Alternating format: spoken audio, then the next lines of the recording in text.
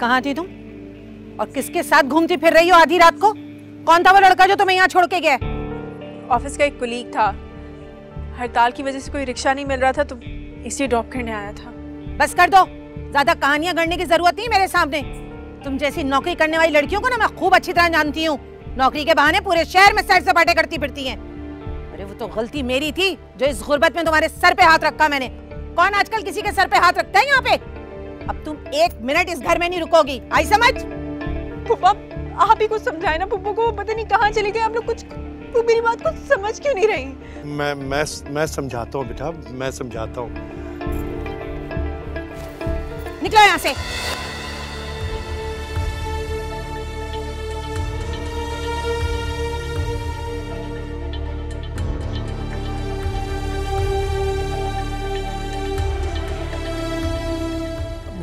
मैं बात करता हूँ।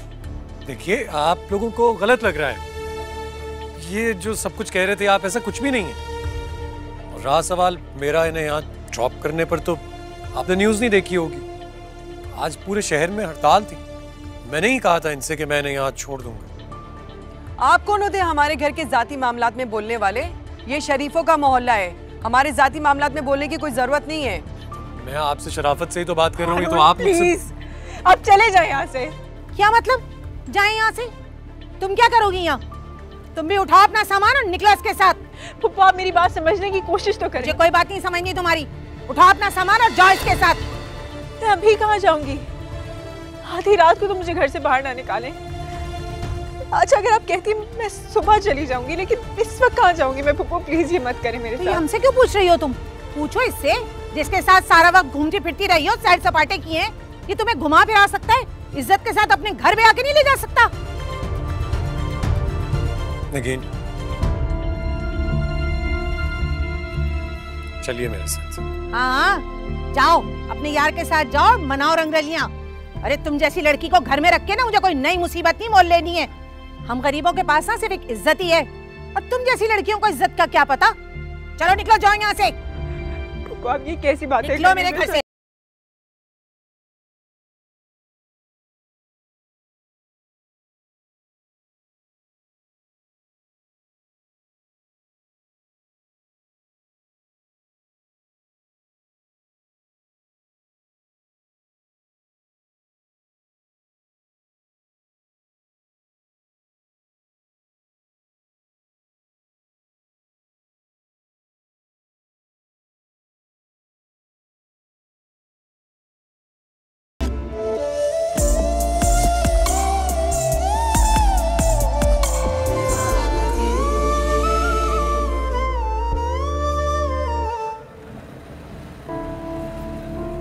देखिए उसूली तौर पे तो मुझे आपसे माफ़ी मांगनी चाहिए, लेकिन मैं नहीं मांगूंगा।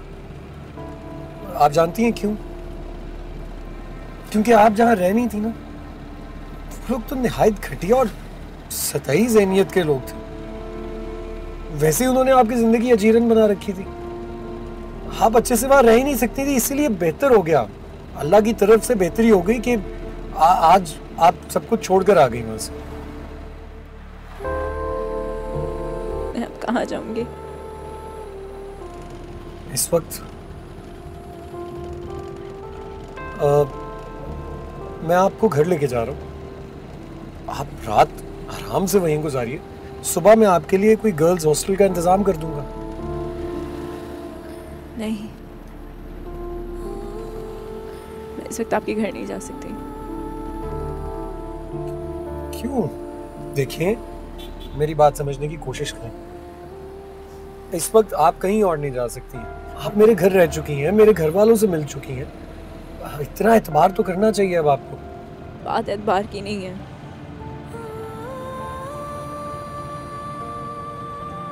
मैं इस वक्त आधी रात को आपके घर नहीं जाना चाहती। आपकी अम्मी भी पता नहीं क्या सोचेंगी। मैं,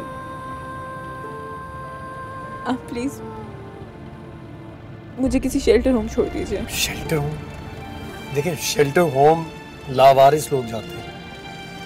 आप यतीम हैं लेकिन लावारिस नहीं। इस वक्त मेरी हालत लावारिसों से भी बदतर है। ऐसा लग रहा है न सर पे आसमान है और ना पैरों तले जमीन। कितनी स्ट्रांग होती थी मैं, कितनी बहादुर। हमेशा यही सोचा करती थी कि कभी अपने अकेलेपन को कमजोरी नहीं बनने दूंगी, इसको अपनी स्ट्रेंथ बनाऊंगी। लेकिन आज मैं हार गई।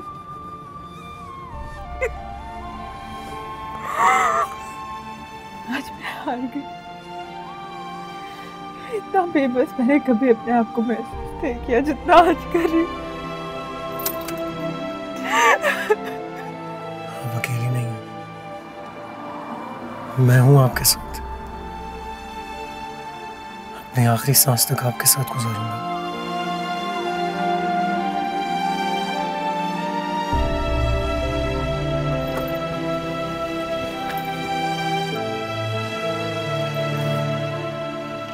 आपसे शादी करना चाहिए।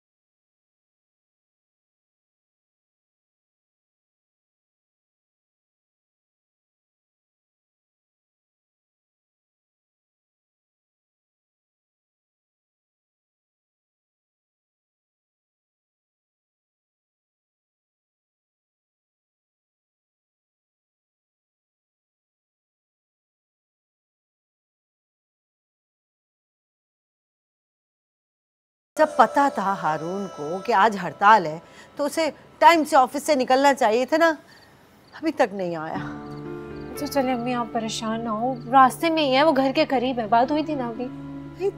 रात का ये पहर हो रहा है और तुम कह रही हो कि परेशान ना हो, वो अभी तक आया नहीं है। हद होती है। अम्मी आ गए भाई। अच्छा रुको जरा, मैं इसको खुद देखती हूँ, खुद बात करूंगी इससे।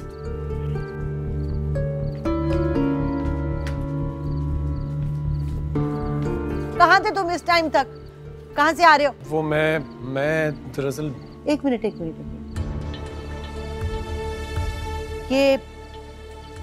ये वही लड़की है ना, ये तुम्हारे साथ इस वक्त यहाँ क्या कर रही है?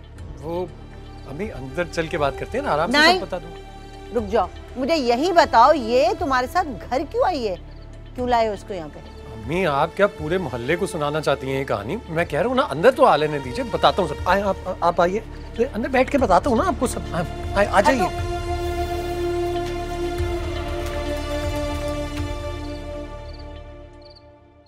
इस वक्त वो बेचारी बेसहारा थी, मैं क्या छोड़ के आ जाता उसको?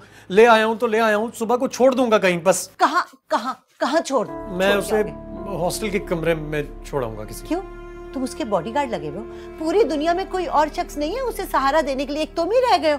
मेरी बात सुन लो हारो, पहले तो उस लड़की को ना मैंने एक बेसहारा समझ के और मुसाफिर समझ के अपने घर में पनाह दी थी, मगर अब ये रिस्क मैं नहीं ले सकती, हरगिज भी नहीं। मुझे दाल में कुछ काला लग रहा है। जरूर तुम्हारा उस लड़की से कोई चक्कर है। हाँ है ना, मेरा उससे चक्कर है, पसंद है वो मुझे, करवा दे मेरी शादी।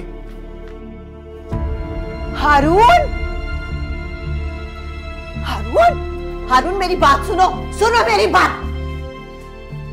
ऐसी लड़की को तुम इस खानदान की बहू बनाना चाहते हो, हैं? जिसका ना कोई आगे पता, ना कोई पीछे, ना कोई खानदान है। जो उसके खानदान से कुछ लेना देना नहीं है। मैं सिर्फ इतना जानता हूँ कि नगीन एक बाकिरदार और शरीफ लड़की है, बस। अच्छा, अच्छी और बाकिरदार लड़की है।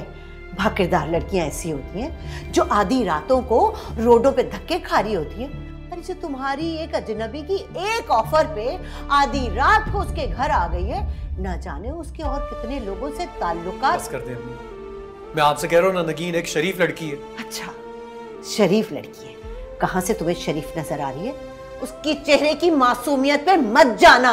अरे ऐसी लड़कियों तुम जैसों को शीशे में उतारना बहुत अच्छी तरीके से जानती हैं। आप मेरी बात तो समझने की कोशिश करें। बस खबरदार, मैंने कह दिया ना, अब आगे एक लफ्ज नहीं सुनूंगी। एक ऐसी लड़की जिसके खानदान का हस नस का कुछ नहीं पता, वो इस घर की बहू हरगिज नहीं बन सकती। हम शरीफ लोग हैं और एक मुलाजिम भी रखते हैं ना तो 100 बार सोचते हैं। अरे उसकी इंक्वायरी करवाते हैं, और तुम एक गुमनाम लड़की को इस खानदान की बहू बनाओगे? नहीं, मेरे जीते जी हरगिज ऐसा नहीं होगा। और तुम भी ये बात अपने दिल से निकाल दो, समझे? ठीक। ये ले पानी पी लें, बहुत रात हो रही है, आप चेंज करके सो जाएं। आप आंटी से कह दीजिएगा सुबह मैं घर से चली जाऊंगी। आप परेशान ना हो, अम्मी जुबान की थोड़ी कड़वी ज़रूर है लेकिन दिल की बहुत नरम है। और भाई कोशिश कर रहे हैं ना उन्हें मनाने की, वो मान जाएंगी। जब तक आपके रहने का कहीं बंदोबस्त नहीं होता आप हमारे साथ रहिएगा।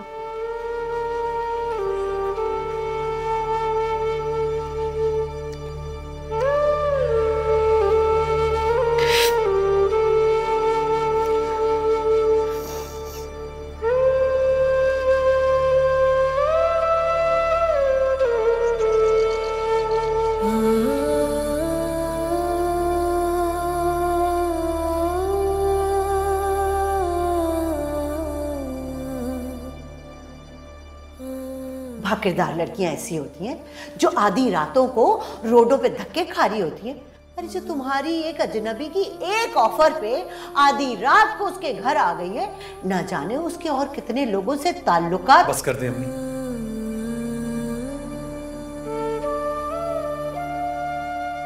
उसकी चेहरे की मासूमियत पे मत जाना।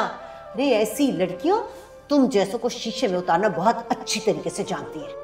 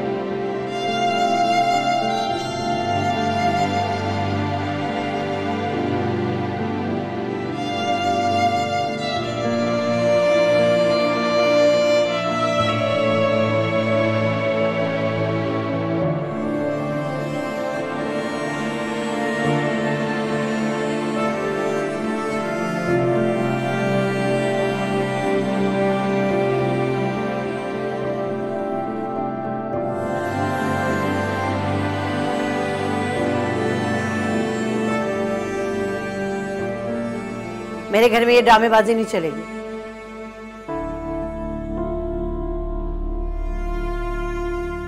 आप कहना क्या चाहते हैं? ये जो तुम मेरे सामने मुसल्ले बिछा के नमाज पढ़ रही हो, हैं?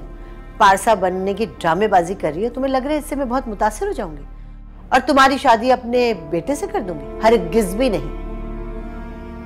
ये ना मासूमियत के मास्क चढ़ा के तुम बेवकूफ बना सकती हो मेरे बेटे को, उसको उल्लू बनाना, मुझे नहीं।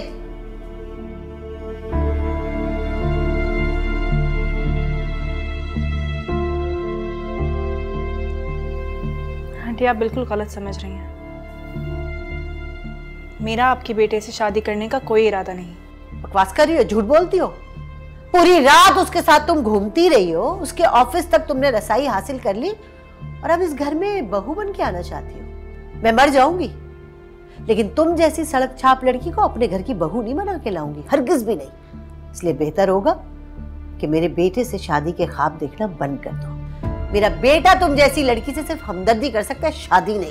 एक मिनट ये क्या हो रहा है सुबह सुबह यहाँ पर? कुछ नहीं, मेरा ख्याल है मुझे चलना चाहिए। आप खुद किस तरह जाएंगी? मैं आपको ड्रॉप कर देता हूँ ना, मैं छोड़ आता हूँ आपको। बहुत शुक्रिया आपका आर्यन साहब,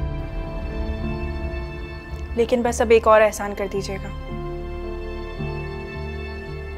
मेरे पीछे मत आइएगा।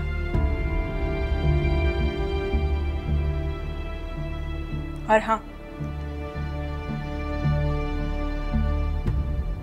उसे शादी करने का ख्याल भी अपने दिल से निकाल दीजिए। खुदा हाफिज। जाने दो। आपने क्या कहा उसको? बस चुप करो, जाती है तो जाए, कोई जरूरत नहीं है रोकने वोकने की। अच्छा जान छूटे। हाँ।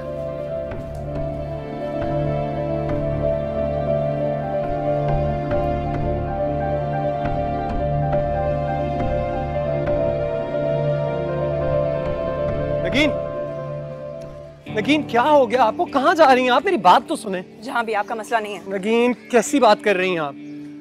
मैंने आपको प्रपोज किया हुआ है, मैं आपसे शादी करना चाहता हूँ और आप कह रही हैं कि मेरा मसला नहीं है। मैंने आपका प्रपोजल एक्सेप्ट नहीं किया। हाँ आपने नहीं किया, लेकिन मुझे ये तो बताइए क्या प्रॉब्लम है, मुझमें क्या कमी है? कमी आप में नहीं मुझ में है। आप अपनी वालदा के इकलौते बेटे हैं, उनकी तमाम उम्मीदों का वाहिद मरकज। ऐसी माएँ अपने बेटों के मामले में बहुत हसास होती हैं, खूब से खूब तर की तलाश में होती हैं, बहुत बड़े बड़े ख्वाब देखे होते हैं उन्होंने। वो मुझ जैसी लड़की को कभी भी अपनी बहू तस्लीम नहीं कर सकती, जिसके ना आगे कोई ना पीछे। मैं इन सब बातों को नहीं मानता, और वैसे भी आपसे शादी का फैसला मैंने जज्बात में नहीं, पूरे होशो हवास में किया। रहा सवाल मेरी अम्मी का, तो मैं आपसे कह रहा हूँ मैं उन्हें मना लूंगा, वो मान जाएंगी हमारी शादी के लिए। मैं नहीं चाहती कि आप अपनी अम्मी से मेरे लिए उलझें। लेकिन मेरी बात तो सुनिए, प्लीज सुनिए। हम कहीं आराम से बैठकर भी तो ये बात कर सकते हैं। यहाँ सड़क पे इस किस्म की बात करना बिल्कुल अच्छा नहीं लग रहा। आप पहले ही मेरा बहुत तमाशा बना चुके हैं, मजीद तमाशा मत बनाएं। जो कुछ भी हुआ वो सब आपकी वजह से हुआ। आज मैं आपकी वजह से, आपकी लापरवाही की वजह से दरबदर हो रही हूँ। मैं मानता हूँ, मैं अपनी गलती मानता हूँ, मेरी वजह से जो कुछ भी हुआ, लेकिन मैं अपनी गलती का अजाला करने के लिए तैयार हूँ। मैं आपसे शादी करना चाहता हूँ। मैं आपसे फिर नहीं मिलना चाहती। आइंदा मेरे रास्ते में मत आइएगा।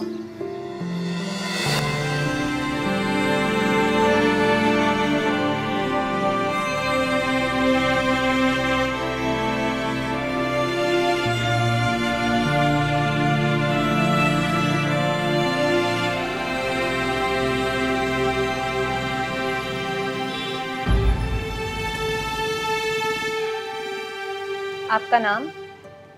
कहाँ रहती हैं आप? क्या आप जॉब करती हैं? जी नहीं, मैं जॉब नहीं करती। अपना आईडी कार्ड दिखाएं। दरअसल मुझे आर्जी तौर पे यहाँ रहने की जगह चाहिए। जैसे ही कोई जॉब मिल जाएगी मैं हॉस्टल में शिफ्ट हो जाऊंगी।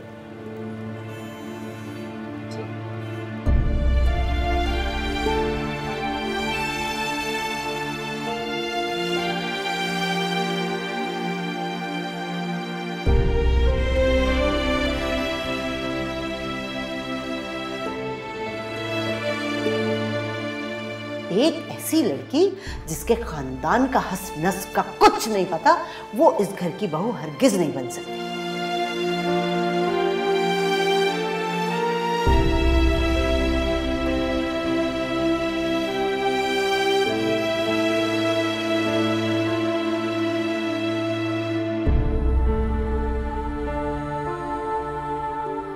हाँ जाओ अपने यार के साथ और जाके मनाओ रंगरलियां। अरे तुम जैसी लड़की को हमें अपने घर में रख के ना कोई नई मुसीबत नहीं मोल लेनी है। माफ करो हमें तुम, हम गरीबों के पास सिर्फ एक इज्जत ही बाकी है, और तुम जैसी लड़कियों को क्या पता कि इज्जत क्या चीज होती है। निकलो यहाँ से।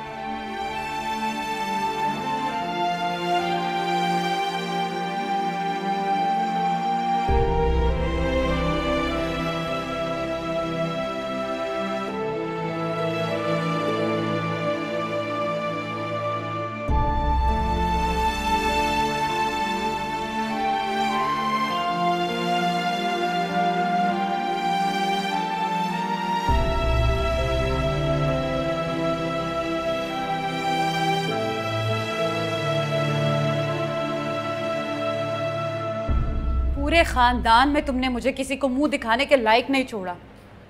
फुफ्फो और उनकी बहू पूरे खानदान में तुम्हारे और उस लड़के के अफेयर के किस्से सुना रही है। इतनी मुश्किलों से एक दर खुला था तुम्हारे लिए, अब वो भी बंद हो गया। सारी जिंदगी दारुल अमान में गुजारोगी क्या? चली जाऊंगी यहाँ से मैं। दारुल अमान से निकल के हॉस्टल में ही जाओगी ना? इसी तरह दरबदर भटकती रहोगी, शादी नहीं करोगी तुम। तो क्या करूं मैं? जहर खा के जान ले लूं अपनी? फजूल और जज्बाती बातें मत करो मेरे सामने। अगर किस्मत दरवाजे पे दस्तक दे रही है तो ठुकरा क्यों रही हो? वो मुझसे सिर्फ हमदर्दी में शादी कर रहा है, उसकी अम्मी राजी नहीं है मेरे लिए। पांचों उंगलियां बराबर नहीं होती। अब सुल्तान की बेवफाई का बदला कब तक अपने आप से और अपने प्यारों से लेती रहोगी? मैंने आपसे कहा ना कि उसकी अम्मी राजी नहीं है मेरे लिए। मैं किसी ऐसे घर में ब्याह कर नहीं जाना चाहती जहां मैं अपना ही ना जाऊं। ठीक है, अब तुमने शादी ना करने का फैसला कर ही लिया है ना, तो फिर मुझे भूल जाओ। जब तुम्हारी नजर में मेरी किसी बात की अहमियत ही नहीं है तो क्या फायदा तुमसे बात करने का? आप इस सारी दुनिया में सिर्फ एक आप ही तो हैं मेरी अपनी। अगर आप भी मुझसे बात नहीं करेंगी तो फिर मेरी जिंदगी का मकसद ही क्या रहेगा? तुम्हें मेरी इतनी परवाह है ना,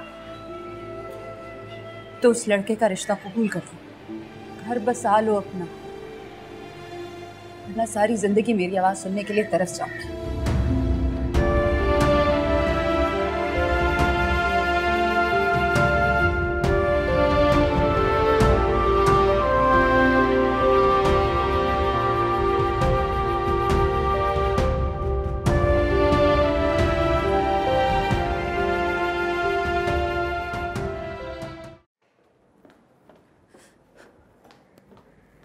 नरमीन, कहाँ जा रही हो बेटा सामान लेके?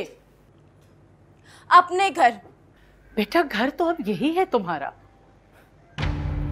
ये खुशफहमी मुझे भी थी कि शादी के बाद शौहर का घर ही बीवी का घर होता है, लेकिन जब शौहर ही अपना ना हो तो उसके घर में रहने का फायदा? कोई झगड़ा हुआ है तुम दोनों के बीच? झगड़े तो पहले हुआ करते थे भीजान, अब उसके और मेरे दरमियान सिर्फ खामोशी है और कुछ नहीं। बेटा क्यों खामखा बदगुमान होती हो? सुल्तान ने तो मुझसे कभी तुम्हारी कोई शिकायत नहीं की, बल्कि तुम्हारे कमरे से अक्सर तुम्हारे ही चिल्लाने की आवाजें आ रही होती हैं। मुझे लगता है कभी कभी पहल तुम भी करती हो। क्योंकि आपका पोता कुछ बोलता जो नहीं है, चुप जो साध ली है उसने। सुल्तान की यही तो खासियत है कि बगैर कुछ बोले वो अपने रूड बिहेवियर से मुझे मेंटल टॉर्चर देता रहता है। शादी के बाद से लेकर अब तक उसने मुझे सिर्फ तन्हाई दी है बीजान, और कुछ नहीं। अच्छा ठीक है, समझाऊंगी मैं उसे भी, लेकिन बेटा इस तरह अपना घर छोड़कर नहीं जाते। चलो शाबाश, आओ अंदर। ये मेरा घर नहीं है, ये आपके पोते का घर है, जो सिर्फ दुनिया को दिखाने के लिए मुझे शादी करके लाया था बीजान। उस बस होस्टेस की वजह से जो उसके किरदार पे दाग लगा था वो तो धुल चुका है, तो अब उससे मेरी कोई जरूरत नहीं है बीजान, मेरी कोई जरूरत नहीं है। मगर बेटा नरमीन,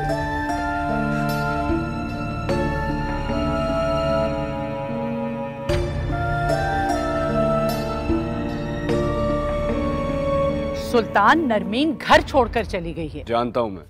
नाराज होकर गई है, सुबह होते ही उसे वापस ले। मैंने उसे घर से नहीं निकाला और ना ही मैं लेकर आऊंगा, खुद गई है, खुद आएगी। वो बहुत ज्यादा गुस्से में गई है, इस तरह नहीं वापस आएगी, तुम्हें जाना पड़ेगा उसे लेने। नहीं आती तो ना आए, मुझे उसकी परवाह भी नहीं है। बीवी है वो तुम्हारी। बीजान, मैंने उस जैसी बददिमाग और इमेच्योर लड़की नहीं देखी। क्यों शादी की थी मैंने उससे? आप लोगों की खुशी के लिए। बदले में मुझे क्या मिला? रोज रोज के लड़ाई झगड़े। अगर वो ये सोचती है ना कि मैं फिल्मी हीरो की तरह बैठ के उसकी तारीफ करता रहूंगा दिन भर, तो ये मुझसे नहीं होगा।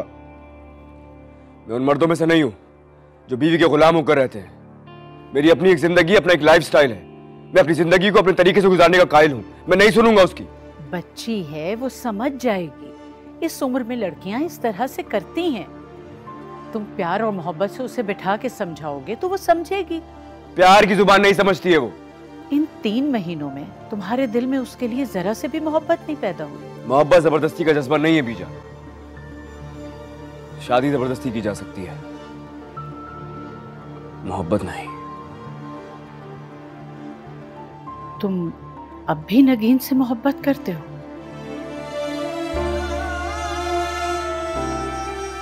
इस तरह चौंक क्यों जाते हो उसके नाम पे?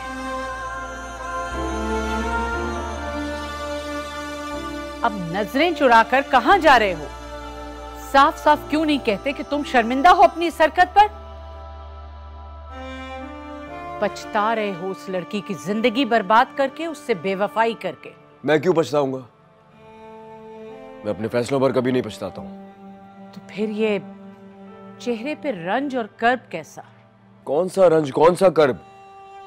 बीजान मैं बिल्कुल ठीक हूँ, आपको लग रहा होगा ऐसा। तुम लाख इंकार करो, मगर मैं जानती हूं कि तुम उस लड़की को खोकर कितना पछता रहे हो। तुम्हारे दिल में उसके लिए सच्चे जज्बात थे, लेकिन तुम्हें खुद इस बात का एहसास नहीं हुआ। अगर अपनी गलती सुधारना चाहते हो तो ठीक है, तुम जाकर माफी मांग लो, उस लड़की के घर वालों की माली इमदाद कर दो, लेकिन उसे अपनाने के बारे में बिल्कुल नहीं सोचना। मैं ऐसा कुछ नहीं सोच रहा हूं। मैं तो उस वाकये को याद भी नहीं करना चाहता। तुम्हारी ये उजड़ी हालत और ये तुम्हारे चेहरे पे गुस्सा चीख चीख कर कह रहे हैं कि तुम अब भी उस लड़की को नहीं भूले हो।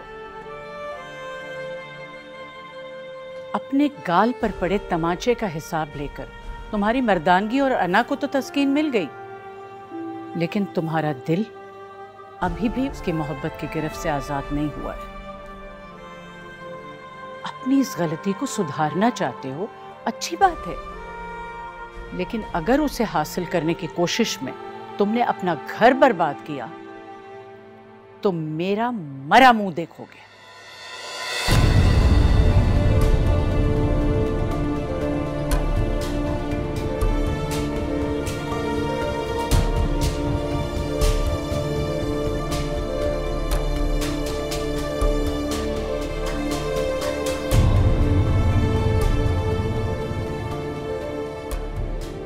मुझे नगीन से एक आखिरी बार मिलना है यार। मैं अपने किए की माफी मांगना चाहता हूं उससे। तुम चलोगे मेरे साथ हैदराबाद? तुम उससे माफी मांगना चाहते हो या क्या मतलब? जाहिर उससे माफी मांगना चाहता हूं।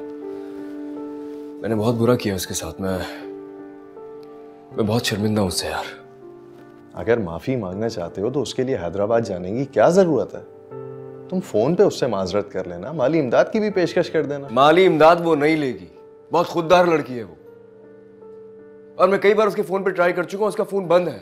उसके बहनोई के नंबर पे भी ट्राई किया, उनका नंबर भी बंद है। कांटेक्ट ही नहीं कर पा रहा हूं मैं उससे। तुम नहीं समझ रहे हो, मेरा उससे मिलना बहुत जरूरी है। भाई खुददार लड़की तो वो बिल्कुल है। जिस तरीके से उसने एक इन्फ्लुएंशियल लड़के को तमाचा मारा है तो वो इस बात का सबूत है। और तुम क्यों सोच रहे हो उसके बारे में इतना? जहां तक मैं तुझे जानता हूं तो अपनी गलतियों में पछताने वाला इंसान नहीं है। कहीं ऐसा तो नहीं कि फिर तेरी सोई हुई मोहब्बत जाग गई उसके लिए? तुम क्या बकवास कर रहे हो मुझसे? मैं तुमसे कह रहा हूं कि मुझे माफी मांगनी है उससे, बस।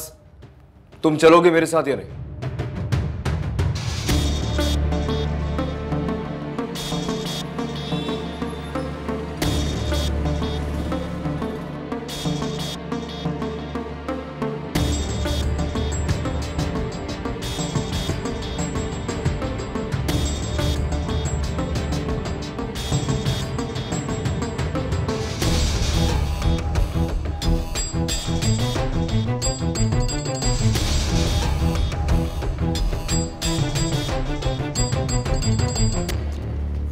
सुल्तान को पता है तुम्हारी प्रेगनेंसी का? नहीं, इतने दिनों से मेरी उससे बात ही नहीं हुई। अगर तुम कहो तो मैं उसे फोन करके खुशखबरी दे दूं? कोई ज़रूरत नहीं, सब पता है उसे। ऐसा हो ही नहीं सकता कि बीजान ने उसे मेरी प्रेगनेंसी के बारे में बताया ना हो। अगर उसे इतनी परवाह होती ना बाप बनने की, या मेरी थोड़ी सी फिक्र होती, तो आ गया होता अब तक मुझे लेने के लिए। बीजान बता रही थी कि वो शहर से बाहर गया हुआ है और वो उसे सरप्राइज देना चाहती हैं, इसीलिए नहीं बताया। और तुम देखना, जब उसे पता चलेगा ना तो वो खुद ब खुद ठीक हो जाएगा। मुझे उसके ठीक होने या ना होने से कोई फर्क नहीं पड़ता। मेरी उससे अब कोई एक्सपेक्टेशंस ही नहीं। मुझे उसकी मोहब्बत भीख में नहीं चाहिए। क्यों रहूं एक अनचाही बीवी बनकर, वो भी एक बेहिस और एक बेमुरव्वत शख्स के साथ। तुम्हारा अपना ही इंतखाब था, तुम ही ने जिद की थी उससे शादी करने की। दिमाग खराब हो गया था मेरा, पागल हो गई थी उसकी मोहब्बत में मैं। अब कौन सी अकल आ गई है तुम्हें? अहमकाना फैसला करके बाद में पछताना तुम्हारी पुरानी आदत है। अपना बसा बसाया घर छोड़कर यहाँ आकर बैठ गई हो। आप चाहती हैं कि जिस शख्स ने पूरे 1 महीने से मुझे पलट कर नहीं पूछा, मैं बेगैरतों की तरह उसके पास खुद उठ के चली जाऊं? ठीक है, मत जाओ, लेकिन जैसे उसे पता चलेगा ना कि वो बाप बनने वाला है, वो खुद ब खुद आ जाएगा। मैं उसके पास किसी कीमत पे वापस नहीं जाऊंगी। बच्चा होते ही मैं खुला ले लूंगी। सारी उम्र मैं उसे बच्चे की शक्ल तक नहीं देखने दूंगी। उसने मुझे तड़पाया था ना, अब आप देखना, सारी जिंदगी तड़पेगा वो अपने बच्चे की शक्ल देखने के लिए। माँ बाप के झगड़े बच्चों की शख्सियत को किस तरह तोड़ देते हैं तुम्हें अंदाजा भी नहीं है। सुल्तान की ये हालत भी भाई साहब और भाभी की झगड़ों की वजह से हुई है। देखो बेटा, अभी भी वक्त है, तुम कॉम्प्रोमाइज कर लो। कॉम्प्रोमाइज? उस शख्स के साथ कॉम्प्रोमाइज जिससे मुझ में कोई इंटरेस्ट नहीं है, जो घर सिर्फ सोने के लिए आता है। बीवी अगर चाहे ना तो बुरे से बुरे शौहर को भी मोहब्बत की जंजीर पहनाकर गलत रास्ते से रोक सकती है। आप क्यों चाहती हैं कि मैं उस जालिम शख्स के पास वापस चली जाऊं, उस जहन्नुम में वापस चली जाऊं? अपने घर को जहन्नुम मत कहो, ये वही घर है जहां तुमने ब्याह कर जाने की जिद में एक लड़की की जिंदगी बर्बाद कर दी। शायद उसी की बद्दुआ लगी है तुम्हें।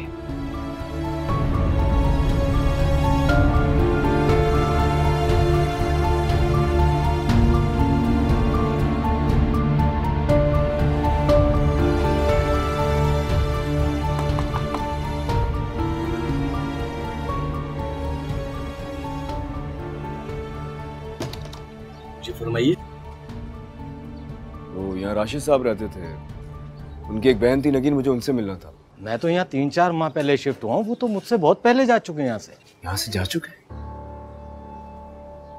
आपके पास उनका कोई कांटेक्ट नंबर वगैरह है? नहीं, उनका तो कोई नंबर नहीं है मेरे पास। अच्छा, क्या ये पता है आपको कि वो लोग कहाँ शिफ्ट हुए हैं, उनका न्यू एड्रेस वगैरह? नहीं, उनका पता भी नहीं मालूम। हाँ, अलबत्ता राशिद के मालिक मकान से आपको पता चल सकता है। उनके मालिक मकान का नंबर है आपके पास? हाँ, वो है। प्लीज जल्दी से मुझे ला दीजिए। ठीक है।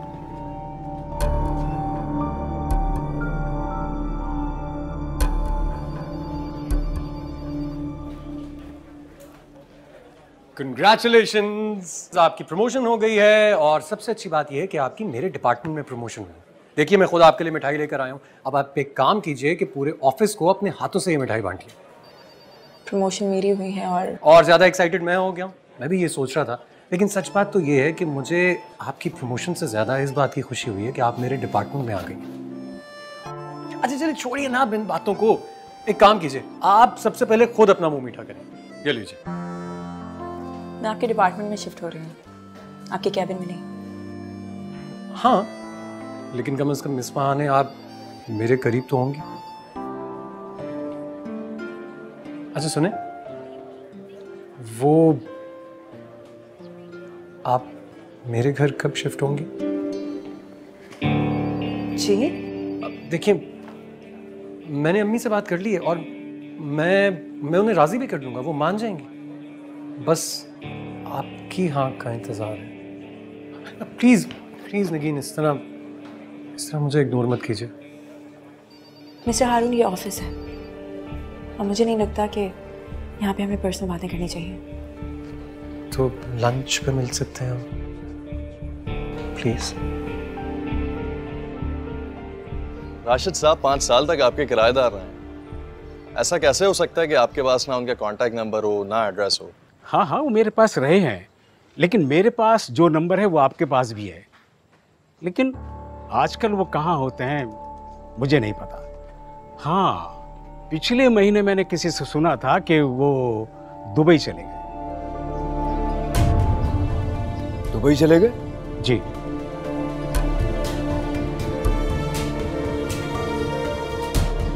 ठीक है जी, शुक्रिया।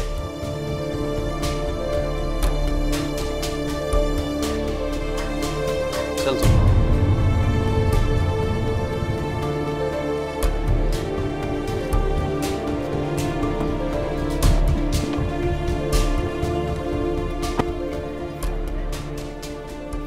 आखिर आप मुझसे शादी क्यों करना चाहते हैं? या फिर ये कहना ज़्यादा मुनासिब होगा कि आपको मुझसे मोहब्बत हो गई है ना? देखिए मिस्टर अरुण, प्लीज़ अपनी हमदर्दी को मोहब्बत का नाम मत दें। मोहब्बत आप किसी और से कर चुके हैं, इसलिए मुझ पे तरस खाकर शादी करने। देखिए, मेरी बात समझने की कोशिश कीजिए। तरस खाकर कभी किसी से कोई मोहब्बत नहीं कर सकता। और हम तो यहाँ शादी की बात कर रहे हैं। शादी जिंदगी भर का फैसला होता है, जिंदगी भर का रिश्ता होता है। बहुत सोच समझ कर लिया जाता है और मैंने भी सोच समझ कर लिया। लेकिन मुझे एक बात समझ में नहीं आ रही है कि आप मुझे लेके इतनी नेगेटिव क्यों हैं? एक बार एतबार क्यों नहीं करती मुझे? एतबार है आप पर, लेकिन मुझे ये समझ नहीं आता कि आपको मैं इतनी अच्छी क्यों लगती हूँ कि आप मुझसे शादी करना चाहते हैं। किसी से शादी करने के लिए या किसी से मोहब्बत करने के लिए कोई वजह का होना जरूरी नहीं है। लेकिन जहाँ तक मैंने सुना है, आप तो किसी को बहुत दिल से चाहते थे ना? इतनी जल्दी किसी की मोहब्बत को भुलाकर आप किसी और से मोहब्बत कैसे कर सकते हैं? क्या पहली मोहब्बत को भुलाना इतना आसान होता है? आप ठीक कह रही हैं। मोहब्बत तो की थी मैंने, लेकिन आपसे की हुई मोहब्बत की सच्चाई का सबूत तो यही है ना कि आपको अपने माजी के बारे में सब कुछ सच सच बता दिया।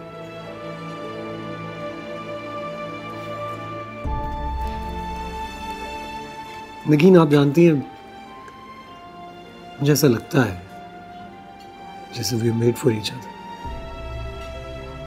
और आपको देखिए ना, कैसे इत्तेफाक पे इत्तेफाक होते जा रहे हैं। इन सब इत्तेफाकात को तो मैं अल्लाह की तरफ से एक साइन समझ रहा हूँ। पता नहीं आप क्यों नहीं समझ रहे?